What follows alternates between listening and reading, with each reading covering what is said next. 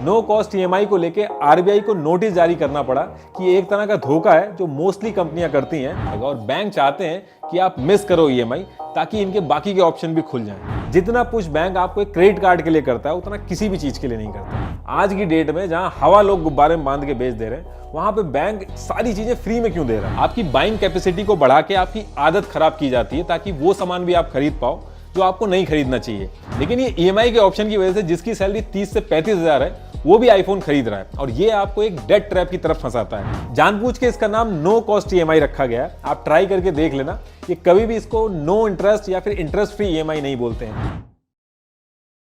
देखिए, बैंक का यूज हम करते हैं पैसा निकालने या फिर जमा करने के लिए या फिर लोन लेने के लिए। अब पैसा निकालने और जमा करने के लिए बार बार बैंक ना आना पड़े, इसके लिए बैंक ने डेबिट कार्ड दे रखा है। ऐसे ही अगर कोई सामान खरीदना है या फिर शॉर्ट टर्म कैश लोन लेना है तो इसके लिए बैंक ने क्रेडिट कार्ड दिया है। और ये सबको नहीं दिया है, ये उन कस्टमर्स को दिया है जिनके ऊपर बैंक को भरोसा है कि हर महीने काम करके ये लोग कमाई कर लेते हैं। अब देखिए, जो बैंक है ये कोई मैन्युफैक्चरिंग प्लांट लगा के कमाई नहीं करता है। बैंक के अंदर लोग अपना पैसा जमा करते हैं और उस पैसे को बैंक लोन पे देता है और इंटरेस्ट कमाता है। और ये जो इंटरेस्ट है ये एक मेजर तरीका होता है बैंक का पैसे कमाने का। इसलिए जितना ज्यादा लोग लोन लेंगे उतना बैंक का फायदा होगा। अब बैंक से लोन लेना एक बहुत ही कॉम्प्लिकेटेड प्रोसेस है। बैंक के चक्कर लगाने होते हैं, वेरिफिकेशन होते हैं, कैंसिल चेक दो, बहुत सारी चीजें होती हैं। इसलिए इंसान के सामने जब बहुत बड़ी मजबूरी होती है तभी वो लोन लेता है। इसलिए बैंक ने क्रेडिट कार्ड देना स्टार्ट किया जो कि एक तरह का जो लोन है उसका शॉर्टर वर्जन है और उसका एक्सेस बहुत ही इजी है। इसमें बैंक ने अपने ट्रस्टवर्दी कस्टमर्स को एक तरह का इजी एक्सेसिबल डिजिटल कार्ड दे दिया ताकि लोगों की थोड़ी आदत खराब हो। क्योंकि जब कोई क्रेडिट कार्ड लेता है तो उसको ऐसा नहीं लगता कि वो कोई लोन ले रहा है, ये बस ऐसा लगता है कि अगर जरूरत पड़ेगी तो इमरजेंसी के लिए होना चाहिए, तो इसको रख लेते हैं। और जैसे ही वो क्रेडिट कार्ड रखता है तो बैंक इंट्रोड्यूस करता है ऑफर्स, और ऑफर्स भी बहुत इंटरेस्टिंग होते हैं। 50 दिन तक बिना किसी इंटरेस्ट के लोन, और मन करे तो साल 2 साल में ईएमआई कर करके देते रहो, cashback, reward points, free movie tickets, no cost EMI. लेकिन आपने कभी ना कभी सोचा जरूर होगा कि बैंक ये सारी चीजें फ्री में दे क्यों रहा है? अब लाख रुपए का आईफोन है, वो साल भर के लिए आपको नो कॉस्ट ईएमआई पे दे रहा है बिना किसी इंटरेस्ट के, तो उसमें उसका फायदा क्या है? वो भी एक अनजान आदमी को दे रहा है। आज की डेट में जहां हवा लोग गुब्बारे में बांध के बेच दे रहे हैं वहां पे बैंक सारी चीजें फ्री में क्यों दे रहा है? देखिए, बैंक इतने स्टाफ की सैलरी और मार्केटिंग पे पैसा लगा के चैरिटी करने नहीं बैठा है। वो जब तक कमाएगा नहीं तब तक कोई चीज आपको नहीं देगा। इन सब चीजों का पैसा आपकी जेब से लिया जाता है और वो कैसे लिया जाता है आपको अभी सब समझ में आ जाएगा। देखिए, जब आप क्रेडिट कार्ड यूज करते हैं तो क्रेडिट कार्ड यूज करने के कुछ रूल्स होते हैं जिसे बैंक ने नाम दिया है क्रेडिट कार्ड साइकिल। अगर एक एग्जांपल से समझे तो एक क्रेडिट कार्ड है जिसकी साइकिल 1 अप्रैल से 1 मई तक है। इसका मतलब ये हुआ कि 1 अप्रैल से 1 मई तक आप जितनी भी शॉपिंग करोगे उसका बिल नेक्स्ट डे यानी कि 2 मई को जनरेट होगा, और जो उसकी पेमेंट होगी आप 20 दिन के बाद कर सकते हो। इसका मतलब कि 2 अप्रैल को अगर आपने कोई चीज खरीदी है तो 50 दिन तक का टाइम मिलता है आपको पेमेंट करने का। और बैंक आपको इतना टाइम इसलिए देता है क्योंकि ये जो 1 मंथ का टाइम है 1 मई से 1 अप्रैल तक का, इसमें आप क्रेडिट कार्ड का यूज करके ज्यादा से ज्यादा शॉपिंग करें और आपके हर ट्रांजैक्शन से बैंक को फायदा हो। देखिए, सबसे पहला तरीका होता है बैंक का आपसे कमाने का।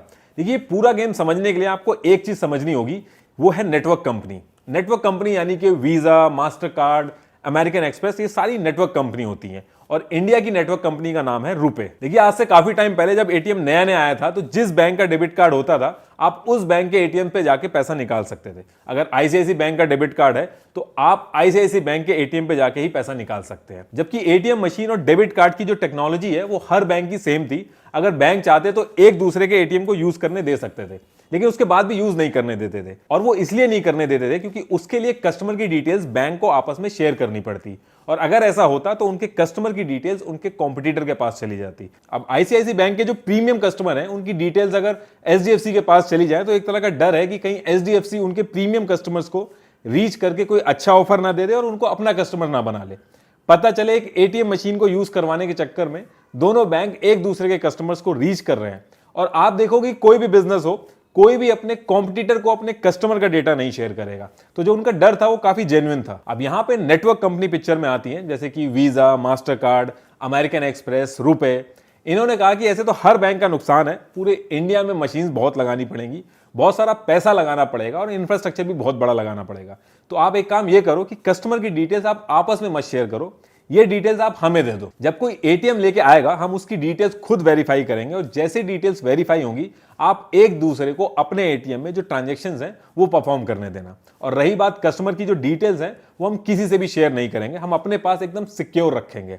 और इस चीज को हर बैंक ने एक्सेप्ट कर लिया और तब से कोई भी बैंक का डेबिट कार्ड हो आप किसी भी बैंक के एटीएम में जाके पैसा निकाल सकते हैं। और सेम इसी तरीके से आपके पास किसी भी बैंक का क्रेडिट कार्ड हो और दुकानदार के पास किसी भी बैंक की मशीन हो, सब में चल जाती है। ये सब होता है वीजा, मास्टर कार्ड, इन सब की वजह से। जितने भी लोग कार्ड यूज करके पैसे का ट्रांजैक्शन करते हैं सबका डेटा इन नेटवर्क कंपनीज के पास होता है। ये जो वीजा और मास्टर कार्ड है ये सारी अमेरिकन कंपनी है, लेकिन गवर्नमेंट ने ये रूल लगाया हुआ है कि कंपनीज को इंडिया का सारा डेटा इंडिया के अंदर ही रखना होगा, इसलिए इनके जो डेटा सेंटर होते हैं वो इंडिया के ही अंदर होते हैं। वीजा, मास्टर कार्ड का यूज करके आप ऑल ओवर वर्ल्ड में कहीं भी ट्रांजैक्शन कर सकते हो और दुनिया का कोई भी बैंक हो वो बस नेटवर्क कंपनी से आपका डेटा वेरीफाई करेगा और ट्रांजैक्शन करने देगा। अब देखिए जो नेटवर्क कंपनी है इतना कुछ कर रही है, अपना डेटा सेंटर मेंटेन कर रही है, तो ये सब फ्री में तो करेंगे नहीं। हर ट्रांजैक्शन पे एक नेटवर्क कंपनी और बैंक कैसे पैसे कमाता है ये एक एग्जांपल से समझते हैं। देखिए जब आप अपना क्रेडिट कार्ड निकाल कर कोई सामान खरीदते हो तो हर ट्रांजैक्शन में 4 पार्टी इन्वॉल्व होती हैं, network company, issuer bank, acquiring bank और शॉपकीपर। नेटवर्क कंपनी आपको बता ही दिया है। दूसरा होता है इशूअर बैंक। इशूअर बैंक वो बैंक होता है जिस बैंक का आपके पास क्रेडिट कार्ड होता है। अगर आपके पास एचडीएफसी बैंक का क्रेडिट कार्ड है, इस केस में इशूअर बैंक जो है वो होगा एचडीएफसी बैंक। तीसरा होता है एक्वायरिंग बैंक। दुकानदार जिस बैंक की मशीन यूज करके आपके क्रेडिट कार्ड से पैसा काटता है उस बैंक को कहते हैं एक्वायरिंग बैंक। अगर दुकानदार के पास आईसीआईसी बैंक की मशीन है तो उस केस में एक्वायरिंग बैंक जो होगा वो आईसीआईसी बैंक होगा। और चौथा आदमी होता है दुकानदार। अब मान लीजिए आपने 100 रुपए का सामान खरीदा है, उसकी पेमेंट के लिए आपने एचडीएफसी बैंक का क्रेडिट कार्ड निकाला और दुकानदार ने आईसीआईसी बैंक की मशीन में आपका कार्ड लगा के पैसे काट लिए। तो इस केस में एचडीएफसी हो गया इशूअर बैंक और आईसीआईसी हो गया एक्वायरिंग बैंक। तो जैसे ही आप अपने क्रेडिट कार्ड मशीन में लगाओगे, नेटवर्क कंपनी यानी कि visa, master card, American express वो इस ट्रांजैक्शन की डिटेल्स खुद वेरीफाई करके इशूअर और एक्वायरिंग बैंक को अप्रूवल दे देगी। और जैसे ही नेटवर्क कंपनी से अप्रूवल आएगा, इशूअर बैंक जो है वो एक्वायरिंग बैंक को 98 रुपीज देगा और 2 रुपए अपने पास रखेगा। और जो एक्वायरिंग बैंक है उस 98 रुपीज में से 1 रुपए अपने पास रखेगा और 97 रुपीज दुकानदार को दे देगा। अब ये जो एक्वायरिंग बैंक है उस बचे हुए 1 रुपए में से 50 पैसा नेटवर्क कंपनी को देगा और 50 पैसे अपने पास रख लेगा। 100 रुपए की ट्रांजैक्शन से 2 रुपए जिस बैंक का क्रेडिट कार्ड आपके पास था उसने कमाया, 50 पैसे नेटवर्क कंपनी ने कमाए और बाकी 50 पैसे जिस बैंक की मशीन थी उसने कमाया। देखिए ये जो चीज है ये मैंने सिर्फ समझाने के लिए बताई थी, बाकी जो परसेंटेज होता है ये चेंज होता रहता है। आप देखोगे यही रीजन है कि दुकानदार मना करता है या फिर पैसे ज्यादा मांगता है जब आप उसको क्रेडिट कार्ड दिखाते हो। और ये जो मेट्रो सिटी के दुकानदार होते हैं या फिर मॉल के अंदर जो दुकानदार होते हैं ये एक कदम और आगे होते हैं, ये पहले से ही अमाउंट प्रोडक्ट के अंदर ऐड कर देते हैं। ये अमाउंट बहुत छोटा लग रहा है लेकिन जब पूरे वर्ल्ड में इतने सारे ट्रांजैक्शंस होते हैं तो ये बहुत ही बड़ा अमाउंट हो जाता है। यही रीजन है कि वीजा, मास्टर कार्ड इतनी तेजी से आगे बढ़ रहे हैं। वीजा कंपनी की जो वैल्यूएशन है वो $450 बिलियन से भी ज्यादा की है और मास्टर कार्ड की वैल्यूएशन करीब $340 बिलियन की है। ये कंपनीज दुनिया की सबसे बड़ी पेमेंट प्रोसेसिंग इंस्टीट्यूट्स हैं और इनकी ग्रोथ भी लास्ट 5 से 10 साल में काफी अच्छी रही है। अब सोचने की बात यह है कि ये जो वीडियो है ये आप यूट्यूब पे ही तो देख रहे हो। क्रेडिट कार्ड से आप नेटफ्लिक्स या फिर स्पॉटिफाई का जो है सब्सक्रिप्शन लेते हो या अमेजॉन से शॉपिंग करते हो अपने एप्पल के आईफोन से, तो ये जो सारी कंपनीज हैं ये यूएस बेस्ड ही तो हैं। अभी रीसेंट करेक्शन की वजह से major US companies like Amazon, Google, Tesla और एप्पल के स्टॉक प्राइसेस काफी कम हुए हैं और एक्सपर्ट बोल रहे हैं कि ये बेस्ट टाइम है यूएस स्टॉक में इन्वेस्ट करने का, क्योंकि ये जो बड़ी कंपनी है ये लॉन्ग टर्म में जरूर ग्रो करेंगी। पहले इंडिया से यूएस स्टॉक्स में इन्वेस्ट करने में काफी commission, paper work, brokerage charges लगते थे, पर अब आईएनडी मनी ऐप से आप इंडिया से यूएस स्टॉक में बिना किसी ब्रोकरेज, कमीशन या अकाउंट ओपनिंग फी के इन्वेस्ट कर सकते हैं। सबसे अच्छी बात है कि इस ऐप से आप फ्रैक्शंस में भी स्टॉक्स खरीद सकते हैं और यूएस स्टॉक्स में मंथली या वीकली एसआईपी भी सेटअप कर सकते हैं सिर्फ 500 रुपए से। और मैं आपको आईएनडी मनी के साथ मिलकर एप्पल कंपनी के स्टॉक्स वर्थ ₹750 बिल्कुल फ्री में दे रहा हूं। आपको बस डिस्क्रिप्शन लिंक से आईएनडी मनी ऐप डाउनलोड करना है और उस पर साइन अप करना है और अपने फ्री यूएस स्टॉक अकाउंट में फर्स्ट टाइम फंड्स डिपॉजिट करने पर आपको ₹750 के एप्पल स्टॉक फ्री में मिल जाएंगे। तो पोर्टफोलियो डाइवर्सिफिकेशन के पॉइंट से आप आईएनडी मनी से अपनी यूएस स्टॉक इन्वेस्टमेंट जर्नी शुरू कर सकते हैं। देखिए जब एक ट्रांजैक्शन होता है तो इस पूरे केस में जो इशूअर बैंक होता है, जिस बैंक का कस्टमर क्रेडिट कार्ड यूज करता है, वो सबसे ज्यादा मुनाफा रखता है अपने पास।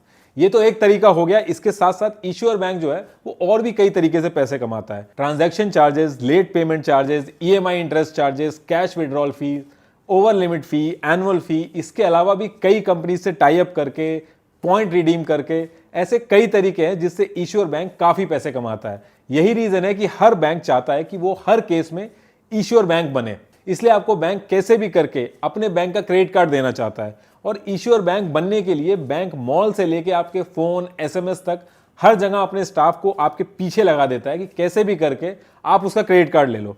जितना पुश बैंक आपको एक क्रेडिट कार्ड के लिए करता है उतना किसी भी चीज के लिए नहीं करता। एक बैंक को क्रेडिट कार्ड देने से कितना फायदा होता है, इस बात का अंदाजा आप इस चीज से लगा सकते हैं कि 12.7% लोग क्रेडिट कार्ड डिफॉल्ट कर देते हैं, पैसा नहीं दे पाते हैं, उसके बाद भी बैंक फायदे में रहता है।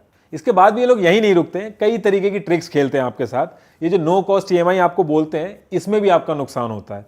नो कॉस्ट ईएमआई को लेके आरबीआई को नोटिस जारी करना पड़ा कि ये एक तरह का धोखा है जो मोस्टली कंपनियां करती हैं। इसमें चीजें छुपाई जाती हैं कस्टमर से, जानबूझ के इसका नाम नो कॉस्ट ईएमआई रखा गया है। आप ट्राई करके देख लेना, ये कभी भी इसको नो इंटरेस्ट या फिर इंटरेस्ट फ्री ईएमआई नहीं बोलते हैं, क्योंकि अगर वो ऐसा करेंगे तो लीगली वो गलत साबित हो जाएंगे कोर्ट में। अब ये जो नो कॉस्ट ईएमआई है, ये काम कैसे करती है, इसको एक मोबाइल के एग्जांपल से समझते हैं। अगर किसी कस्टमर को मोबाइल खरीदना है तो कस्टमर के पास 3 ऑप्शन होते हैं। पहला तो हर जगह पे जाके रेट चेक करे और जहां से सस्ता मिले वहां से जाके ले ले, वो चाहे ऑनलाइन या फिर ऑफलाइन।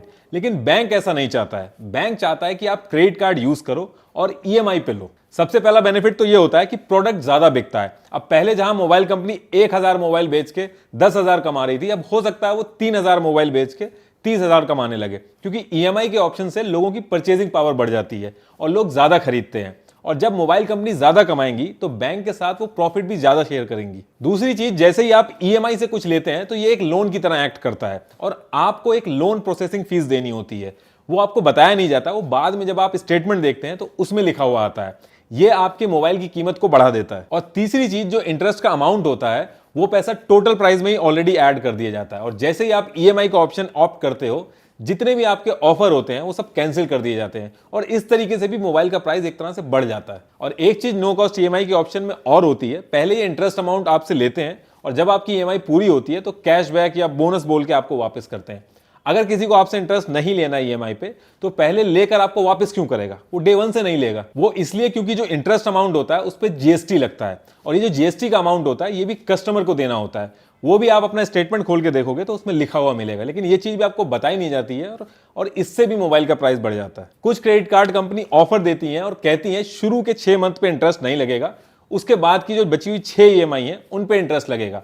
उस केस में ये लोग इंटरेस्ट रेट बढ़ा के अपना अमाउंट कवर करते हैं। अगर 12% का इंटरेस्ट रेट चल रहा है तो शुरू के 6 महीने इंटरेस्ट नहीं लेंगे और बाद के जो 6 महीने बचे हैं उसमें 24% का इंटरेस्ट लेते हैं। और ईएमआई के ऑप्शन में आप मोल भाव भी नहीं कर पाते हो तो 1-2 हजार का नुकसान वो भी होता है। ऐसे कर करके जो इंटरेस्ट आप बचाते हो उसकी जगह आपको डबल अमाउंट पे करना होता है।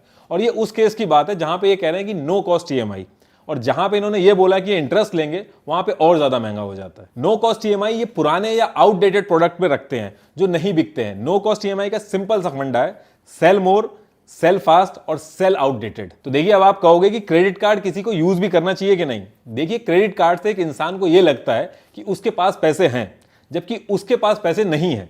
अगर आप इसको ध्यान से देखो तो एक तरह से आप उधार लेके सामान खरीद रहे हो। अब इसमें आप ये भी कह सकते हो कि इसमें कौन सी बहुत बड़ी चीज है, किसी के आगे पैसे तो नहीं मांगने पड़ रहे, कोई लोन तो नहीं लेना पड़ रहा है, थोड़ा बहुत पैसा ज्यादा भी लग रहा है तो क्या हुआ, इज्जत तो बची हुई है। देखिए, बैंक से लोन या किसी से उधार जब आप लेते हो तो वो बहुत ही जरूरी काम के लिए लेते हो। आप अपना अगर क्रेडिट कार्ड के स्टेटमेंट उठा के देखोगे तो जो भी आपने सामान लिए हैं आप उसको नोटिस करिएगा, क्या वो बहुत ही एक्स्ट्रा इमरजेंसी वाले काम के लिए आपने वो इसको यूज किया है। आपकी बाइंग कैपेसिटी को बढ़ा के आपकी आदत खराब की जाती है ताकि वो सामान भी आप खरीद पाओ जो आपको नहीं खरीदना चाहिए। आप बताइए, अगर ईएमआई का ऑप्शन नहीं हो तो इतने ही लोग आईफोन खरीदेंगे एक साथ इतना सारा पैसा देके। लेकिन ये ईएमआई के ऑप्शन की वजह से जिसकी सैलरी 30 से 35 हजार है वो भी आईफोन खरीद रहा है और ये आपको एक डेट ट्रैप की तरफ फंसाता है। पहले तो आप 1.5 लाख का फोन ज्यादा इंटरेस्ट देके 2 लाख में खरीदते हो और उसके बाद जो नौकरी आप अपनी शर्तों पे कर रहे होते हो अब वो मजबूरी में करनी पड़ती है आपको। इसके ऊपर से आपको मिनिमम अमाउंट का जो ऑप्शन दिया जाता है ये एक ऐसा ट्रैप है कि अगर आप मिनिमम पेमेंट करते रहोगे तो आप पूरे साल पैसा भरते रहोगे, उसके बाद भी पूरा नहीं हो पाएगा। और बैंक चाहते हैं कि आप मिस करो ईएमआई ताकि इनके बाकी के ऑप्शन भी खुल जाएं। ये जो लेट पेमेंट पे पेनल्टी लगती है ये 2 से 3% ये मंथली होती है। अगर 2% मान के चलें तो 24% होता है साल का, ये बहुत ही ज्यादा है। अगर आप इंटरेस्ट एक दिन लेट हो जाते हो तो ये एक दिन का इंटरेस्ट नहीं लेते हैं, 45 डेज पे इंटरेस्ट लगाते हैं। आपने पुरानी मूवी में देखा होगा जो जमींदार होता है वो गरीबों की जमीन गिरवी रखता है और उनको पैसे देता है। पूरी जिंदगी वो काम करवाता है उनसे, उसके बाद भी वो पैसा पूरा नहीं होता। क्रेडिट कार्ड मॉडर्न टाइम का वो जमींदार है जिसको सही से अगर यूज नहीं किया तो आपको बहुत बड़ी दिक्कत में डाल देगा। देखिए, क्रेडिट कार्ड अगर सही से यूज किया जाए तो एक बहुत ही अच्छा टूल है। देखिए, सबसे पहली चीज, आपको क्रेडिट कार्ड से वही चीज खरीदनी है जिसका पैसा आपके पास हो, इस उम्मीद में कि आगे पैसे आ जाएंगे, कल अमीर हो जाएंगे। ये सब सोच के जब आप प्रोडक्ट बिना सोचे समझे खरीदेंगे तो आप एक डेट ट्रैप में फंसेंगे। मान लीजिए आपको 1.5 लाख का आईफोन देना है, आप उसको क्रेडिट कार्ड से भी ले सकते हो। अब जो पैसा आपने आईफोन देने के लिए रखा था उसको आपको 50 दिन के बाद देना है। उस पैसे को आप शॉर्ट टर्म एफडी की तरह भी यूज कर सकते हो, जो 1 मंथ के लिए होती है, और जो उससे इंटरेस्ट आएगा उसको आप यूज करके एक तरह से अपना आईफोन सस्ता भी कर सकते हो। देखिए, क्रेडिट कार्ड आप जब भी यूज करें हमेशा फुल पेमेंट करनी है आपको, मिनिमम अमाउंट देने के चक्कर में ना पड़े। और कुछ जगह पे आपको क्रेडिट कार्ड बिल्कुल नहीं यूज करना है, जैसे कि पेट्रोल पंप, यहां पे 1% सर्विस फी और अराउंड 7.2% जीएसटी लगता है। सर्विस फी तो फिर भी कुछ केसेस में रिफंड हो जाती है, लेकिन जीएसटी आपको देना होगा। दूसरा, आईआरसीटीसी में जब आप बुकिंग करते हो तो उसमें 1 से 2% एक्स्ट्रा लगता है, उस टाइम पे आपको क्रेडिट कार्ड बिल्कुल यूज नहीं करना है। पेटीएम, जीपे, अमेजॉन पे, इन सबके वैलेट में पैसा ऐड करने के लिए क्रेडिट कार्ड बिल्कुल यूज नहीं करना है। 2 से 3% फी पे करनी होती है, प्लस जीएसटी अलग से देना होता है। दूसरा, आपको किसी भी कीमत पे क्रेडिट कार्ड से कैश विड्रॉ नहीं करना है, वरना आप एक बहुत ही बुरे डेट ट्रैप में फंसेंगे। बैलेंस ट्रांसफर, यानी कि एक क्रेडिट कार्ड से दूसरे क्रेडिट कार्ड को पे नहीं करना है। इंटरेस्ट रेट और प्रोसेसिंग फीस एक्स्ट्रा लगेगी। इंश्योरेंस या फिर जो एलआईसी के प्रीमियम होते हैं, इसको भरने के लिए क्रेडिट कार्ड बिल्कुल यूज नहीं करना है। 1 से 1.5% एक्स्ट्रा लगता है इसमें। क्रेडिट कार्ड का जो बिल जनरेट होता है उसको कैश या फिर चेक से भी नहीं भरना चाहिए, उसमें भी एक्स्ट्रा चार्जेस देने होते हैं 300 से 500 तक। और जब आप क्रेडिट कार्ड ले रहे हैं तो उस समय भी आपको ध्यान रखना है, पहली चीज आपको ये देखनी कि आपके टाइप का क्रेडिट कार्ड हो। आप साल में 1 या 2 बार फ्लाइट यूज कर रहे हैं, उसके लिए आपने फ्लाइट और लॉन्च वाला क्रेडिट कार्ड ले लिया, तो वो आपके लिए बेनिफिशियल नहीं रहेगा। अगर आप अमेजॉन से ज्यादा चीजें खरीदते हैं तो अमेजॉन इंटीग्रेटेड कार्ड खरीदिए, ताकि आप जब ऑनलाइन शॉपिंग करें तो उसमें आपको बेनिफिट मिले। दूसरी चीज ये भी देखनी है कि अगर आप लेट पेमेंट करते हैं तो कौन सा कार्ड सबसे ज्यादा पेनल्टी ले रहा है। आपको इंटरेस्ट रेट भी कंपेयर करने हैं, और ये जो क्रेडिट कार्ड की एनुअल फी होती है ये भी आपको कंपेयर करनी है, या तो एकदम कम हो या फिर हो ही ना। और कुछ लोग ये भी कहते हैं कि ये फ्री कार्ड है, जिसमें पहले साल तो फीस नहीं लगती है, लेकिन उसके बाद अगर आप देखोगे तो वो चार्ज करना शुरू कर देते हैं। तो ये चीज भी आपको कंफर्म करनी है। और किस बैंक का कार्ड लेना है, ये आप ऑनलाइन अमेजॉन या फ्लिपकार्ट पे जाके 20-30 प्रोडक्ट्स को रिव्यू कर सकते हैं कि कौन से बैंक का कार्ड ज्यादा ऑफर दे रहा है। अब जो लोग क्रेडिट कार्ड के ट्रैप में ऑलरेडी फंस गए हैं और हर महीने मिनिमम पेमेंट देके अपना काम चला रहे हैं, देखिए, मिनिमम पेमेंट देके आपका क्रेडिट कार्ड कभी खत्म नहीं होगा। आप पैसे देते रहेंगे लेकिन वो कभी खत्म नहीं होगा, क्योंकि इस पे जो इंटरेस्ट लगता है बहुत ज्यादा लगता है। वो 36% के करीब लगता है पूरे साल का। इससे अगर आपको छुटकारा पाना है तो सिर्फ एक ही तरीका है, या तो आप अपने किसी यार दोस्त से पैसा उधार लें और इसको पूरा करें, या फिर लोन उठाएं, पर्सनल लोन उठाएं, उससे पूरा करें। क्योंकि जो पर्सनल लोन होता है वो 14 से 15% पे मिलेगा, जो कि 30% से काफी कम होता है। एटलीस्ट जिस टाइम के लिए आपने पर्सनल लोन लिया उसमें खत्म तो हो जाएगा, क्योंकि मिनिमम पेमेंट अगर आप देंगे तो उससे खत्म नहीं होगा।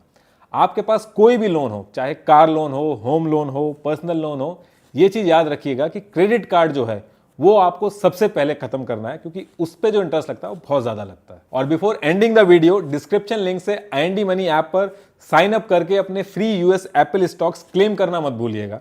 IND मनी ऐप एकदम सेफ ऐप है और इसे 5 मिलियन से ज्यादा इंडियंस ऑलरेडी यूज कर रहे हैं।